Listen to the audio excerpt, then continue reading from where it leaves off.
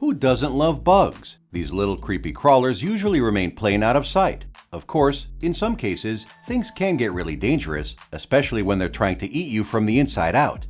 From worms to cockroaches and everything in between, bugs have been a staple of the horror genre since its inception. In this video, we'll be taking a look at the top 10 killer bug movies of all time. Number 10. The Nest. A small New England fishing village is terrorized by a horror beyond its citizens' wildest nightmares: flesh-eating mutant roaches. These roaches are relentless in their attack, violently killing everyone they come across, and mutating some other less fortunate inhabitants of the village. The production team behind The Nest had the wonderful idea of using real live roaches they picked up from the street. What they couldn't predict was the cockroach's resilience, as years after filming ended, the studio they used was left with a plague of roaches. Luckily, these roaches didn't seem to fancy human meat. Number 9. Infestation. This movie is what you get when you mix the basic elements of a zombie movie with alien spiders and wrap it all up in comedy. Infestation is a wacky comedy that definitely won't be as fun for the arachnophobes in the audience. The campy, low-budget aesthetic of the film is reminiscent of the alien invasion films from the early days of sci-fi movies. Think Ed Wood meets Shaun of the Dead, and you get Infestation. Also, horror fans will surely recognize Ray Wise in the cast, who played Leland Palmer in the legendary Twin Peaks. Number 8. Mimic. This creepy movie is the second feature film by now iconic filmmaker Guillermo del Toro. When we see a bug, the last thing we think of is how similar humans and insects are. Mimic takes the idea of a superbug that can become indistinguishable from humans, a species it sees as its only predator. Many of Guillermo del Toro's trademarks are present in Mimic, including practical effects and amazing costumes and makeup. That said, the filmmaker would later disown the film after the Weinstein brothers changed his original creative vision. Number 7. Slither. Slither is not a movie for the squeamish. This gory body horror flick deals with an invasion of alien slugs that turn a quiet town into a bizarre freak show of monstrosities. If there's one good thing to say about Slither, is that it has some of the most creative monster designs of its time.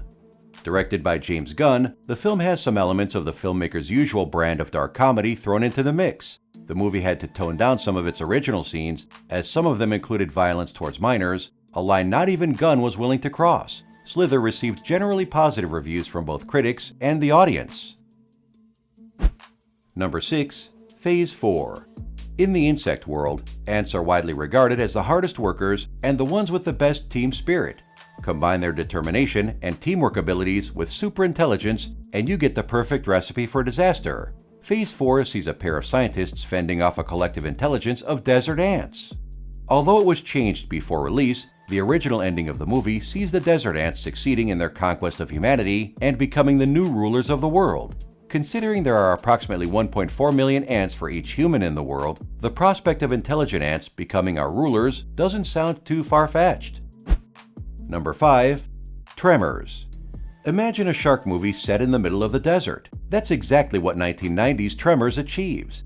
This fun thriller pits the inhabitants of a small desert town against giant sandworms. The people soon realize that the sandworms can feel whenever someone steps on the sand, leaving them with little room to maneuver around these fiery insects. Originally, Tremors was given an R rating by the MPAA, not for its violence, but for its coarse language. The producers had to tone down on the F-bombs, leaving the film with some hilarious dubbed-over lines replacing many swears. Number 4. The Mist.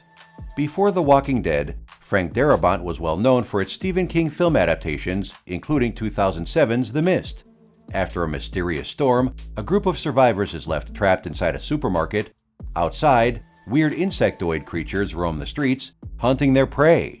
Darabont took some creative liberties adapting King's original novel. One such change is a complete revamp of the story's conclusion. We won't spoil it here, but let's just say that King has said that he wishes he had thought of an ending like this one when he wrote his novella.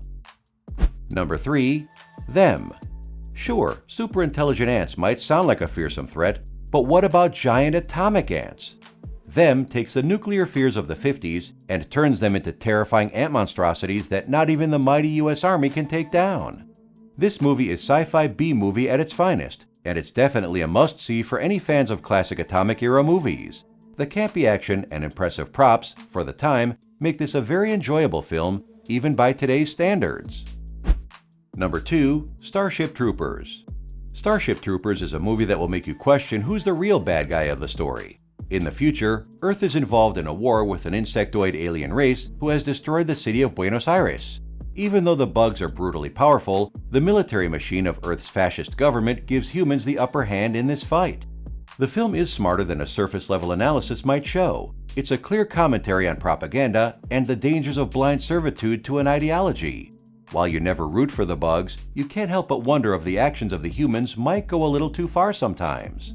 All of these elements turn Starship Troopers into a sci-fi classic that truly endures the test of time. Our number 1 pick is The Fly. David Cronenberg is a true legend in the body horror genre. His 1986 film, The Fly, might be the one that earned him the recognition as one of horror's most visceral directors.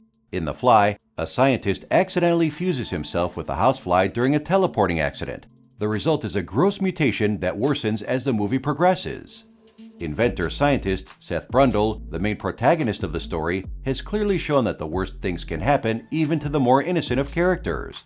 The movie is a remake of sorts of the original 1958 flick of the same name, but it is a perfect example of how different generations prefer different types of horror movies.